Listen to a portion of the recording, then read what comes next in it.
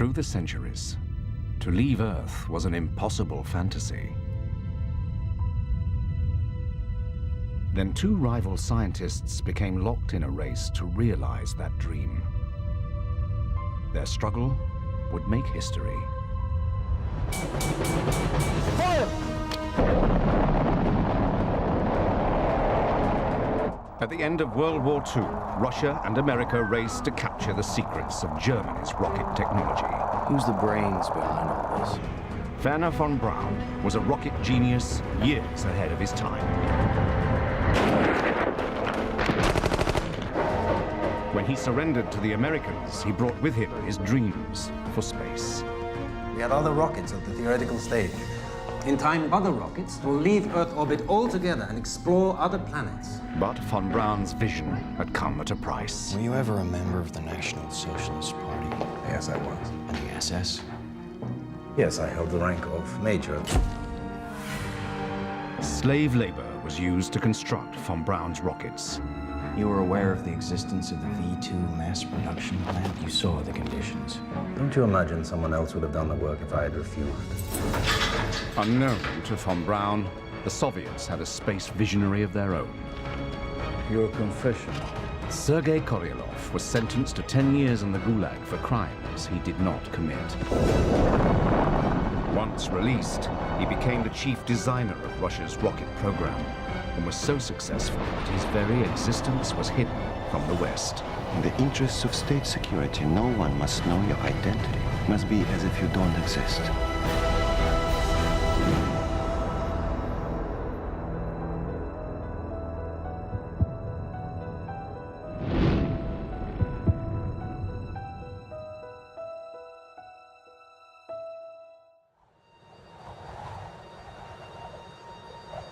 After the Second World War, an iron curtain fell across the ruins of Europe, separating the communist East from the capitalist West.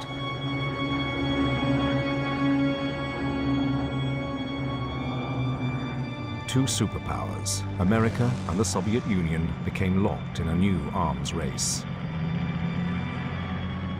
The Cold War began as each side feared a preemptive nuclear strike by the other. In 1952, the Americans tested the most powerful weapon the world had ever seen, the hydrogen bomb. The year is now 1953.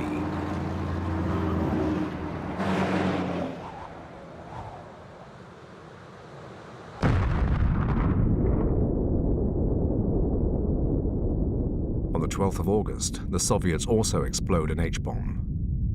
The race is on for nuclear supremacy.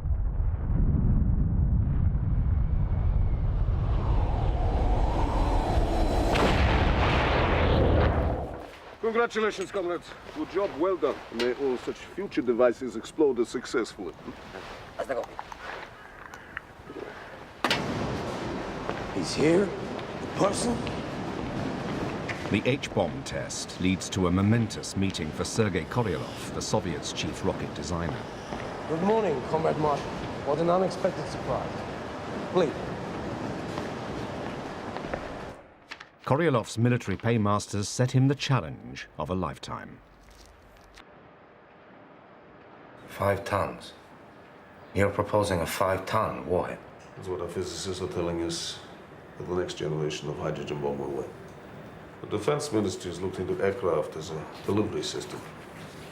But we've concluded that aircraft are too slow and too easily targeted. What we need is a rocket that can deliver it over a distance of 8,000 kilometers, capable of reaching America.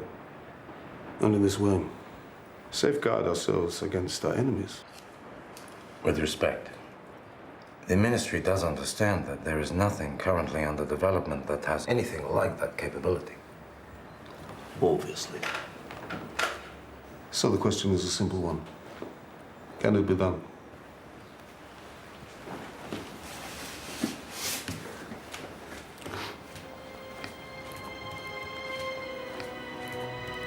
Of course, Comrade.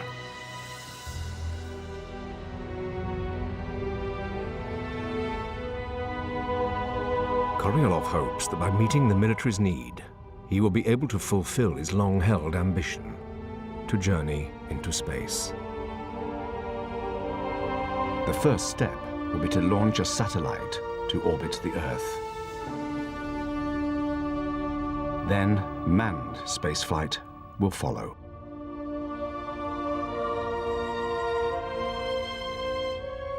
But on the other side of the world, in America, Korolev knows he has a rival. What he doesn't know is that his rival faces a crisis.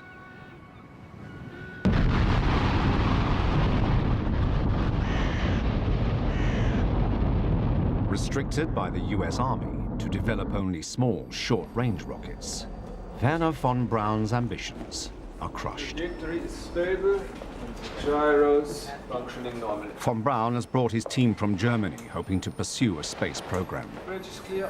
Good. We have hours of data collection ahead of us. Let's grab a short break. Besides, I have some news to pass on to you. But their employers, the US Army, have sidelined them. Are they serious? We're simply not a priority at the moment.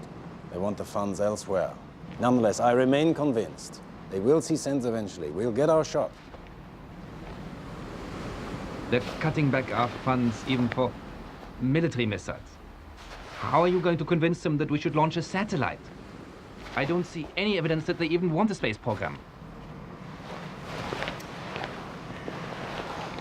Until von Braun's team get a chance to build a bigger rocket, they have no hope of launching a satellite.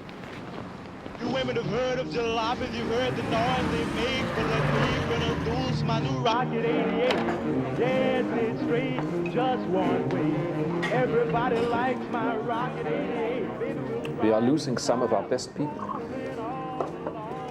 Money in the private sector is a powerful lure to an engineer with the right expertise. I don't know what else to try. The military just don't see the significance. The only people who've shown any interest in space are in Walt Disney's studio.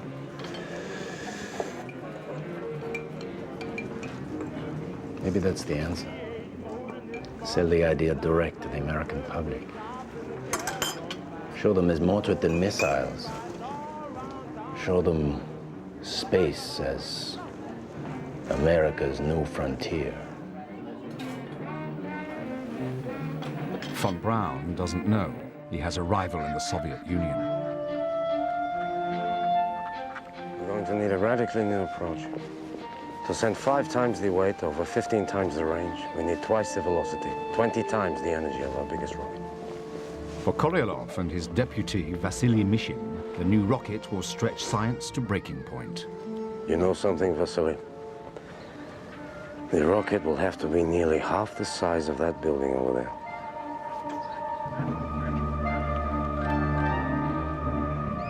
You're truly convinced of this?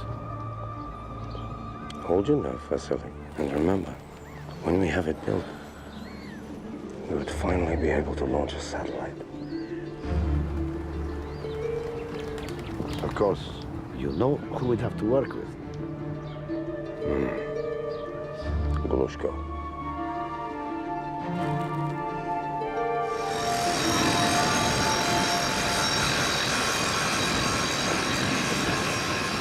To have a chance of success, Korolev first has to enlist the help of the Soviets' leading rocket engine designer.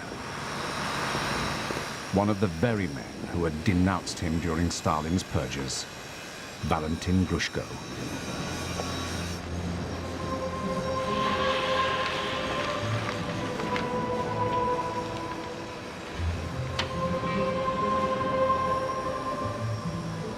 Very Jewish verb.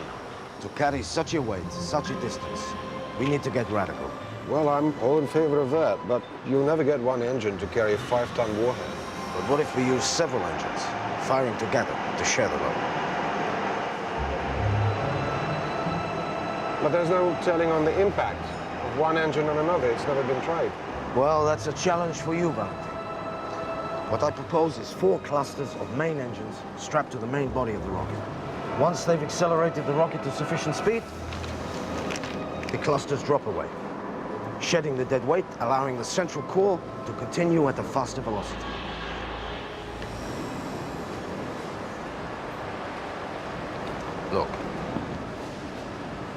need your help with these engines. All right, it is ambitious.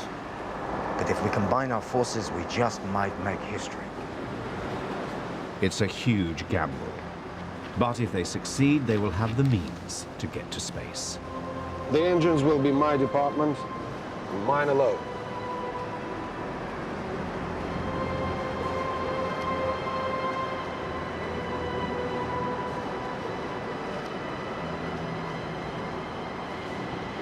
All right, I'll do it.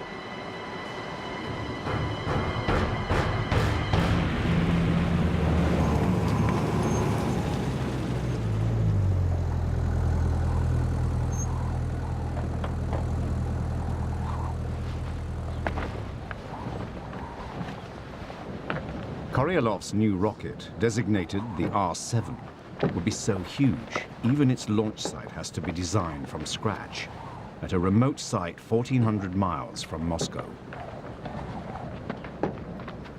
Well, it's certainly bleak. Better get used to it, Vasily. This is going to be home. Marshal Mitrofan Nedelin supervises the project, reporting directly to Soviet Premier Nikita Khrushchev. 36 hours by train and dirt truck. This rocket better be everything you promised, Sergei Pavlovich. The R7 is a bold design, but the defense of the motherland deserves nothing less. I have a proposal that could be of great benefit to the military. This rocket has applications well beyond the delivery of warheads. Imagine being able to spy on any region of the Earth. It's beautifully simple. With our R7 rocket, we could launch a small object into orbit fitted with a camera.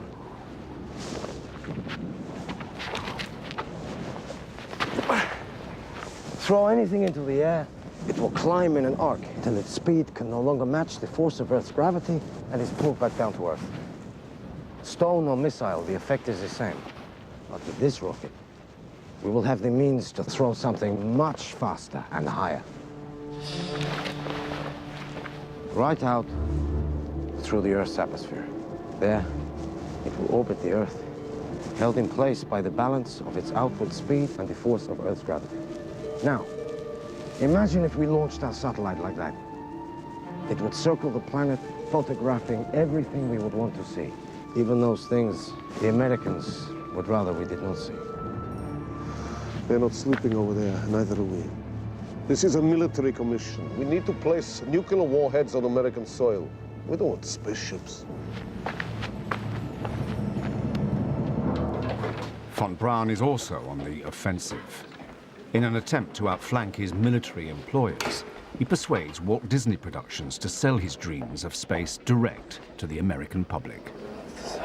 Change orbit. The Earth, more than 1,000 miles below, will appear a gigantic glowing globe, an awe-inspiring sight.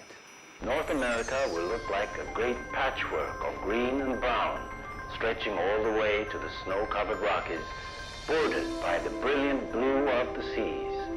On the Earth's night side, the world's cities will appear as twinkling points of light.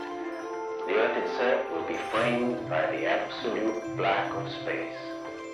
The real prize is the conquest of space. And if we don't do it, another nation, possibly a less peace-minded nation, will. With a high-powered telescope, you can see all points on the surface. You can see ships, And cut. Enthralling 40 million viewers on primetime television, von Braun becomes a household name. And behind the scenes, things begin moving his way. Unlike the Soviets, the Americans secretly plan to develop spy satellites. As cover, they announce a peaceful scientific satellite program. The President today approved plans by this country of going forward for the launching of a small, unmanned, Earth-circling satellite in the region beyond the Earth's atmosphere. The news alarms Korolev, afraid of losing his chance to be the first in space. Look at what the Americans are up to now. Look. They have von Braun, so we know they have the technological expertise. For all we know, they could be launching a spy satellite over Moscow within a month. May I suggest to the committee they give me permission to use the new rocket to launch a satellite? You're obliged to and will continue your work as ordered. No one is irreplaceable, comrade.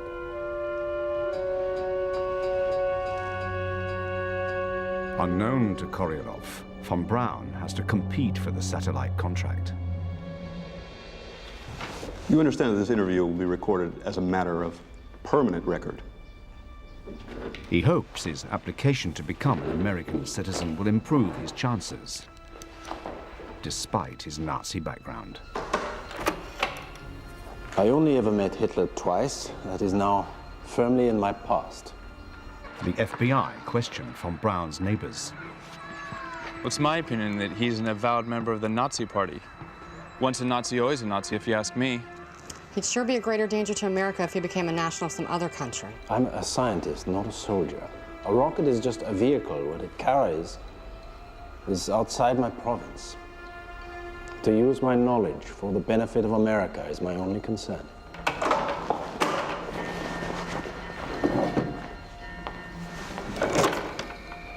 The subject seems to have little interest in political affairs. He is considered loyal to the United States. Based on this interview, I see no reason to doubt the subject's sincerity in applying for residence. Sign, please.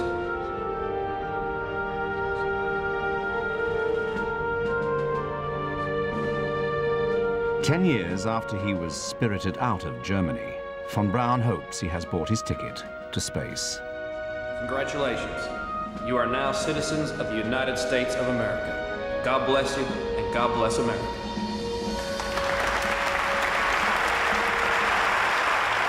But his satellite bid faces stiff competition from the US Navy. Well, gentlemen, what do we think? In my mind, von Braun holds the ace card here. His team's certainly the best we've got. He has the greater expertise. So we're agreed then. Von Braun's our man. If I may speak frankly, I don't think we should be seen developing a rocket being modified from Nazi vengeance missiles by German engineers. America's first satellite launcher should be exactly that. An American product. Von Braun? Yes, Dr. Von Braun. I have some bad news, I'm afraid. I've been asked to inform you the U.S. Navy have been awarded the satellite contract. We're sorry. Thank you. Von Braun is back to square one, just when his Russian rival is on the verge of his biggest break.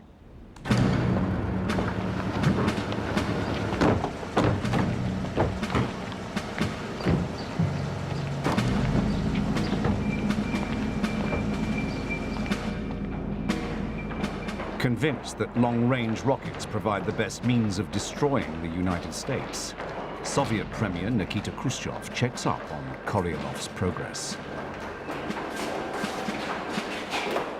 Powered by Valentin Glushko's clustered engines, the R-7 will carry the next generation of nuclear warheads.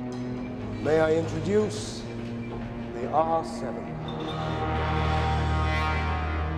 This is a mock-up of the actual rocket, but completely to scale. A truly impressive machine, Sergei Pavlovich. How much does it weigh? 280 tons at liftoff. Thrust at liftoff will be over 403 tons, more than anything achieved before. What is that in horsepower? That would be approximately 6.4 million, Nikita Sergeyevich.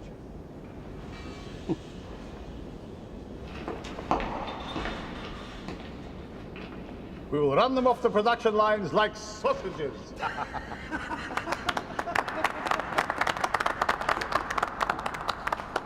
As you know, Nikita Sergeyevich, we are designing it to carry a 5-ton warhead. But that is only one of its applications. There's something else I would love to show you.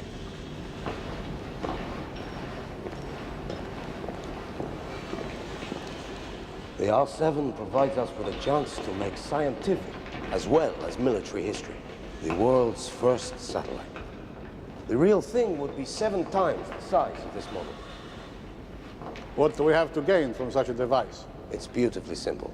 It would orbit the Earth at an incredible speed, 18,000 miles an hour, and would be able to spy on any region of the Earth's surface. All we need is the go-ahead to build. It would get in the way of the missile program. Nikita Sergeyevich, as we speak, the Americans are spending millions on such a project. Once the R-7 is flying, all we need to do is replace the warhead with the satellite and launch.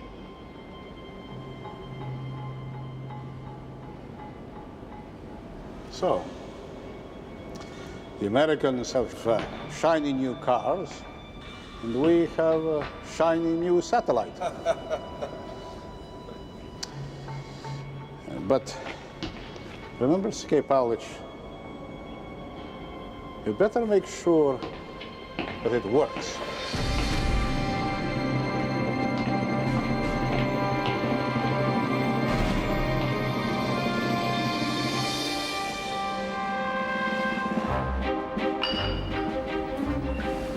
Comrades, to our satellite. To our satellite!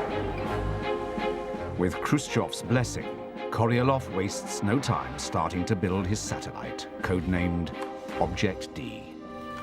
Dozens of different Soviet institutes are involved in the prestigious project. NII-885 radio guidance systems. SKB-567 telemetry. NII-592 automatic. OKB-10 applied mechanical. NII-4 ballistic and control and measuring devices. As the Cold War arms race intensifies in the mid-50s, both sides test ever more powerful nuclear weapons. You know how bad sunburn can feel. The atomic bomb flash could burn you worse than a terrible sunburn. We all know the atomic bomb is very dangerous. Since it may be used against us, we must get ready for it. First, you duck, and then you cover. Remember what to do, friends. Now tell me right out loud. What are you supposed to do when you see the flash? Duck and cover. With the deepening crisis, the American military decide to build medium-range missiles. At last, von Braun is given funds. But to build a larger rocket to carry warheads. The Jupiter C. Although far less powerful than Korolev's R-7, it could launch a small satellite. But von Braun still faces opposition. Then a firing squad of Hungarian soldiers took aim at the red star on the statue's pedestal. Please be informed that on the dates you intend for the test firing, inspectors will arrive and will remain throughout the test period. You know what this is about, don't you? They're checking we don't launch a satellite. They think we might do it accidentally. Well, we might. Mightn't we? Not with Pentagon inspectors around.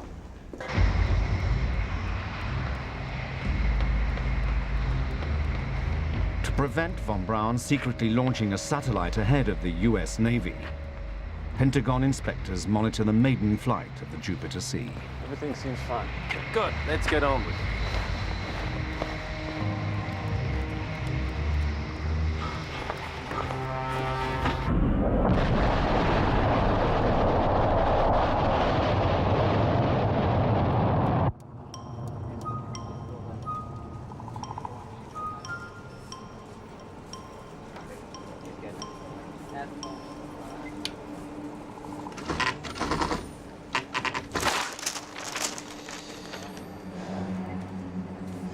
Range 3,335 miles.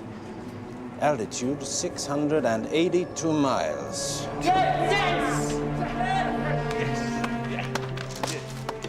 That, gentlemen, is an altitude record. Feel free to report back to Washington that if they'd allowed us to realize the Jupiter C's full potential, they could have made space history today. We could have launched the world's first satellite for America.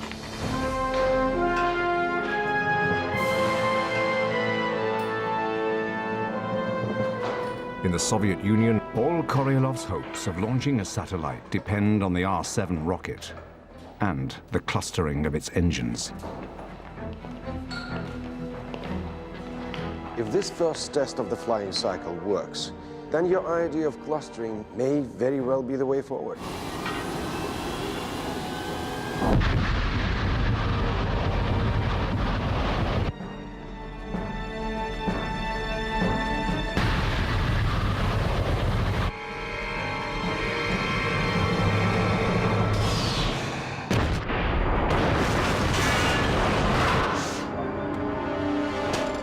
Shut off the fuel lines.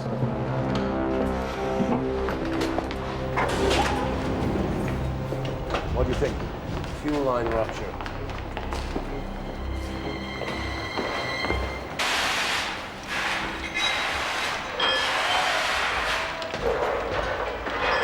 I have to have equal flow rate to all engines. Takes one valve to fail and you can blow the lot. I warned you clustering was dangerous. Look at it. One test, 4 engines ruined. I've only got so much manpower, so many parts. So what's your point, Valentin? You want innovation. Well, innovation takes time. Clustering was your choice. I'm not sure we can prove that clustering will ever work. Worse still, work on Korolev's satellite, Object D, reaches crisis point. It's just too big, by 7 centimeters. Unless we remove the Geiger counter system, it just won't fit. Idiots. Idiots. Why don't they take our orders seriously? How the hell are we going to succeed if they don't look at our specifications? They are ignorant lumberjacks. They're not worth the bullets it would take to shoot them. And who's responsible for this? How much extra weight has this introduced? Anyone would think we have a good strain here, not a satellite. We should change it then. Make it lighter and simpler. Let's strip it to the bone, remove the scientific experiments. It will work then.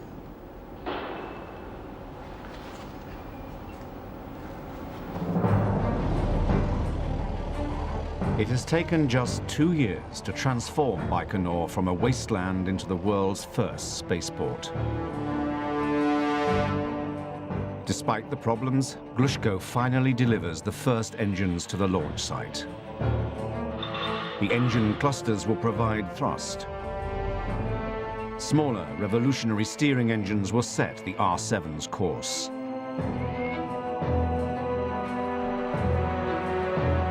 With 32 engines and weighing a massive 280 tons, some believe the R-7 will never achieve liftoff.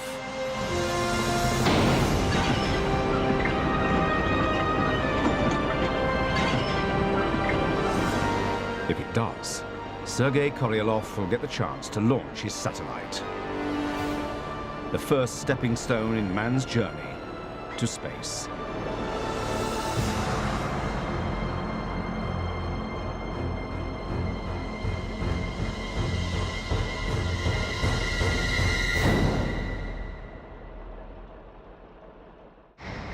The Pentagon continued to reject von Braun's request to launch a satellite, despite the success of his Jupiter C. Special delivery. Direct from outer space. I wrapped this up and placed it inside the nose cone. It survived re-entry and splashed down in the Atlantic. The first rocket made. It's not even singed. So the heat shield works. We have to persuade them. We can launch a satellite.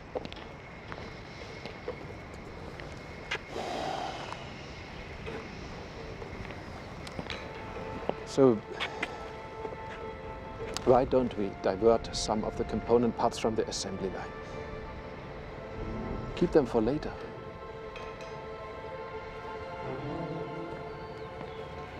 When the Navy's rocket fails, they'll be thanking us.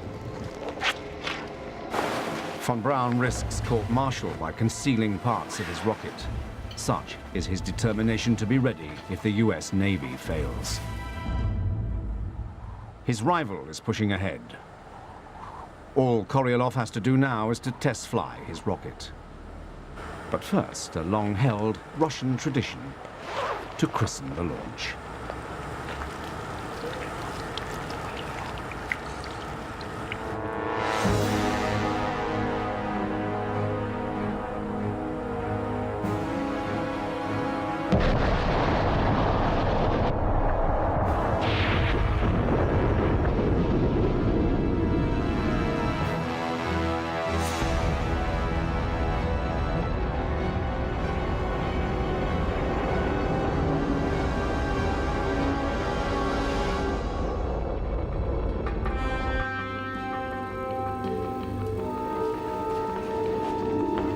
I'm picking something up here.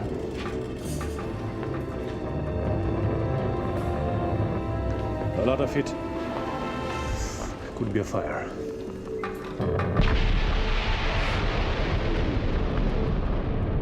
The R7 disintegrates 90 seconds into flight.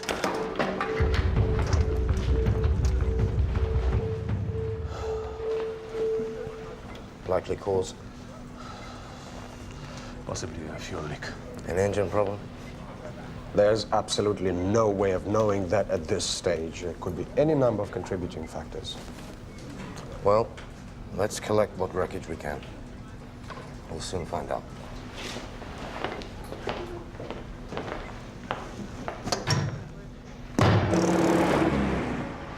Comrade Marshal? Oops. Sorry. One failed launch, 32 wrecked engines. If things go on this way, my entire production line will collapse. And my position on this was always clear. It's too ambitious, irresponsibly, wastefully ambitious. I can't see it working. The whole thing's been badly mismanaged. If I'd been in charge from the very beginning, I don't think we'd be in this mess now.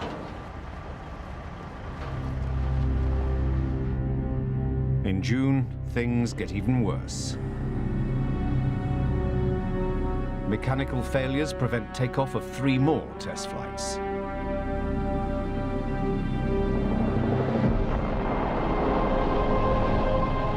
In July, an R7 clears the launch pad.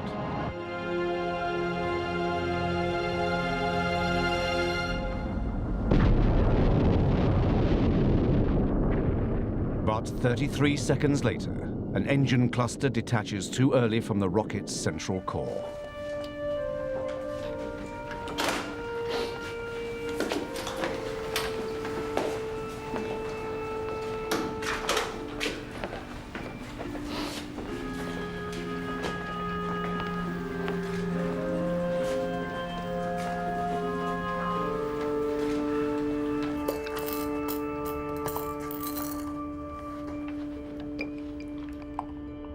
Feeling the strain, Sergei Pavlovich? I'm fine. And what about the rocket? Is that fine? This can't go on. These failures are costly, both in money and time. You had assured me your calculations were correct. There are many innovations, comrade. I have to warn you, comrade. Carry on like this, and I'll shut down your entire test program and have the missile removed and reworked elsewhere. We need results. Korolev is given one more test launch. One last chance.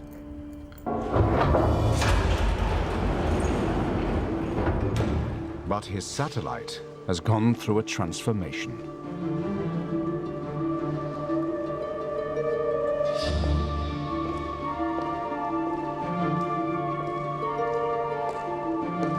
After abandoning the heavyweight Object D, the team have built a replacement in less than a month. We got the weight down. It's now just over 83 kilograms.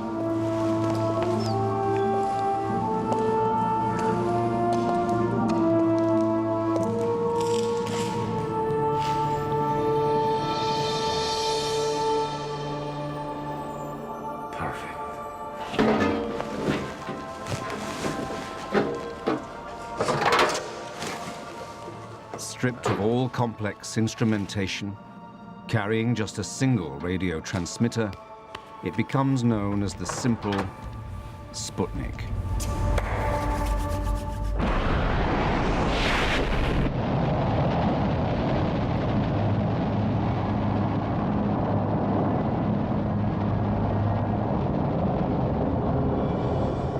Korolev's career and his dream of conquering space hang on the sixth and final test launch.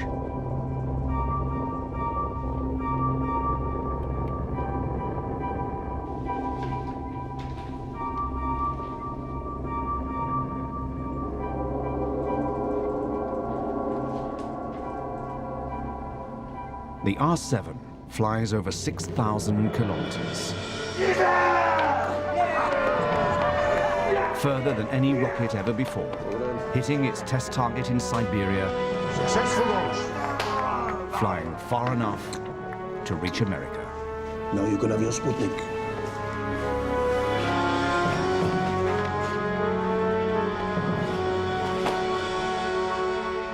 To prove to the world his Sputnik is in orbit, Korolev needs it to transmit a signal from space. Comrade Korolev, it's all right, Vashislav. Please continue. Couldn't sleep. Can I hear it? Of course.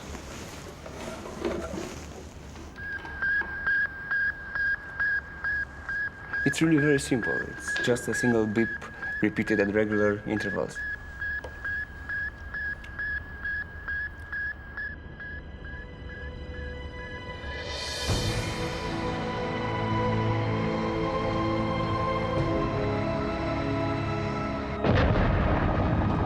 At 10:28 p.m., the engines ignite and the R-7 flawlessly clears the pad.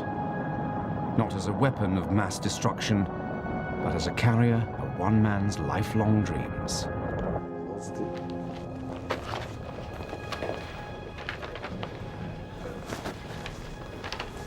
The rocket's dead on course.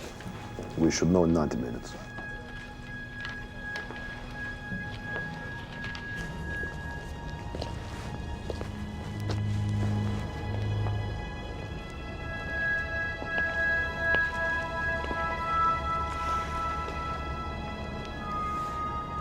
There's so much left to do, Vasily.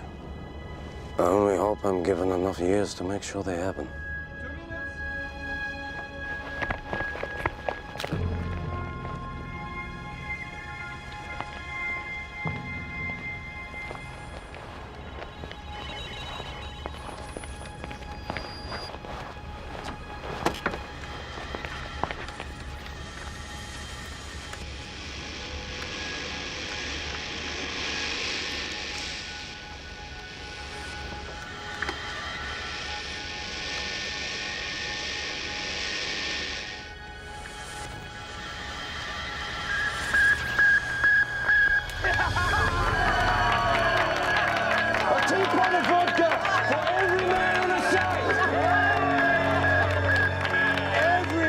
At 3 minutes past midnight, Moscow time, Sputnik 1 becomes the first ever man-made object to orbit Earth.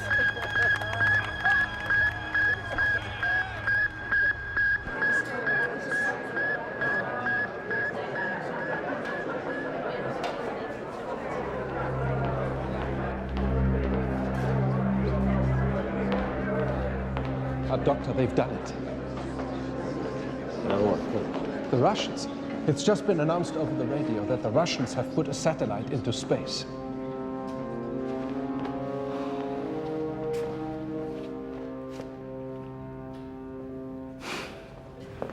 I was in a position a year ago to put a satellite up with my Jupiter C rocket. And I tell you something else, Mr. Secretary. The President is counting on the Navy's rocket. I tell you right now, the Vanguard will never make it. But we can. We can put a satellite up in 60 days. Leave it to me. I'll take it to Washington. Scanning the horizon in Moscow while the world watches the flight of the satellite. They call it Sputnik. Russia hails its own achievement with loud praise. Defense Minister Marshal Zhukov declares Soviet science makes possible newest weapons for its armies, including the intercontinental ballistic missile. Until 2 days ago, that sound had never been heard on this earth. Suddenly, it has become as much a part of 20th century life as the whir of your vacuum cleaner. It gets the American people alarmed that a foreign country, especially an enemy country, can do this, and we fear this. It's a devastating blow to American national pride. President Eisenhower is immediately under pressure to close the so-called missile gap. Mr. President, are you saying you are not concerned about our nation's security? As far as the satellite itself is concerned, it does definitely prove the possession by the Russian scientists of a very powerful thrust in their rocketry. Unknown to the Americans, Korolev is poised to launch a second Sputnik, this time with a passenger.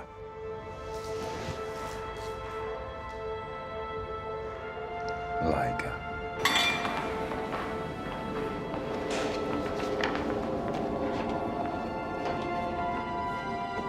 Once sealed inside a makeshift capsule, Laika sits on the pad for 2 days while the R-7 is fueled beneath her.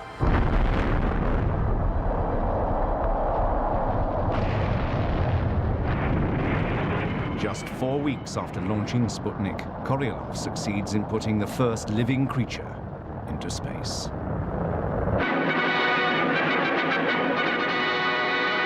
The Soviet Union has launched a second Earth satellite. Do you admire the Russians for doing it or not? No, definitely not. I said we should have been the first ones to have it, if there's such thing. This satellite should be long remembered as a symbol of the torture the animal world must go through. And I don't mean to be facetious at all, but there's a female up there circling Mother Earth. Laika survives just over 5 hours in orbit before dying of heat exhaustion. What do you think about America not being able to do the same? If I was in military service and fell down on a job like that, I could stand a court-martial. Somebody's falling down on a job. Ironically, with another Soviet coup, von Braun finds himself blamed for the American failure. Dr. von Braun, what is your current assessment of the Soviets' missile capability? Based on recent events, I would say the Soviets have the capacity to put a hydrogen warhead on Washington today. You're in charge of the Army's missile program. Any responsibility for a missile lag must rest squarely with you. You yourself could have informed the President and Congress that we were not making satisfactory progress under your direction. Dr. von Braun, perhaps you'd like to explain to this committee what exactly you think you've been doing for the past 10 years. From the moment we set foot on US soil, I and my team have been underfunded and underutilized. I have spent years trying to make myself heard. I cannot be held accountable if my employers, which is the US military, fails to take advantage of my abilities. At last, von Braun gets the go-ahead to launch a satellite. But the US Navy is to have first shot. With only weeks to turn it around, von Braun is joined by the scientists William Pickering and James Van Allen, who will design the instruments on board. I can't persuade the Pentagon to let us launch our satellite before the Navy, but I want to be ready as soon as they've had their go. The scientific instruments, the radio transmitter, everything must fit inside this space. I'm calling it the Explorer. How quickly can you get this done? In an attempt to restore America's shattered pride, the US Navy rushes its satellite towards launch.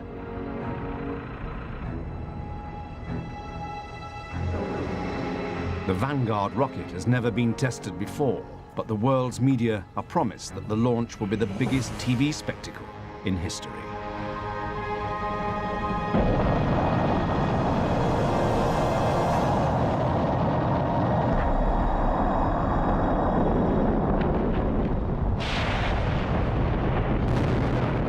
Risen just 3 feet from the pad, the only thing to survive the explosion is the satellite. Blown clear, it begins to transmit from the ground nearby. Flopnik, Dudnik, Oopsnik, and my personal favorite, Kaputnik. We've been given a launch, but it's only a 3-day window. We have to launch by the end of January. If we miss it, the Navy's second attempt is scheduled for the very next day. This will not happen to us. If successful, von Braun's Explorer will outdo Korolev's Sputnik by collecting scientific data from space. On the eve of the big day, von Braun is ordered to Washington to deal with the media.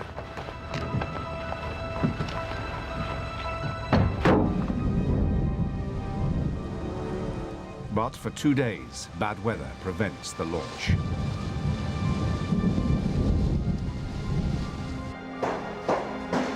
The last day of January, von Braun has until midnight. After that, the US Navy will get a second chance. It's Davis. This is a crazy way to do business, launching rockets by telephone. Kurt, tell me this is good news. We just got word from the weather office. Winds have dropped, and we're ready to go. At last. Good luck, Kurt. I only wish I could be there.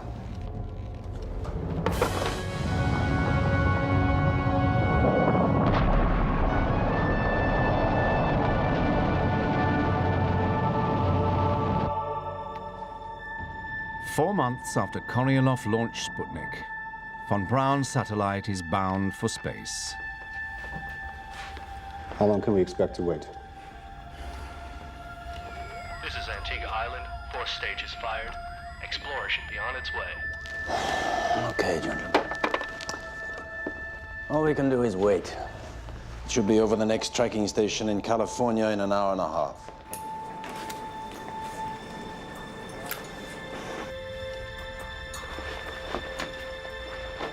Until its radio signal reaches the tracking station in California, von Braun will have no confirmation that Explorer is actually in orbit. There is a 90-minute wait.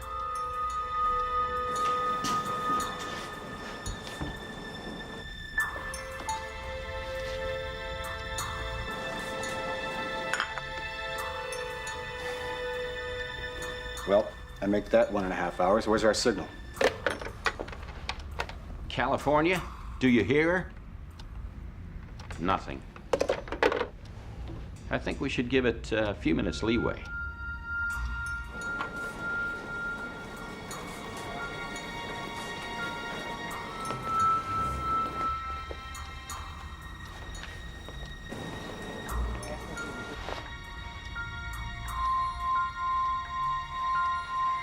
Wernher, what happened?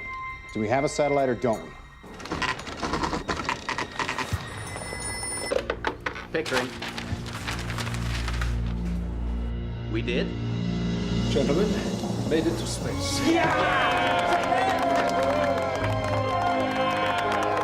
The reason for the delay is that we made a higher orbit than anyone anticipated. I guess you just made it back into the history books. Well done.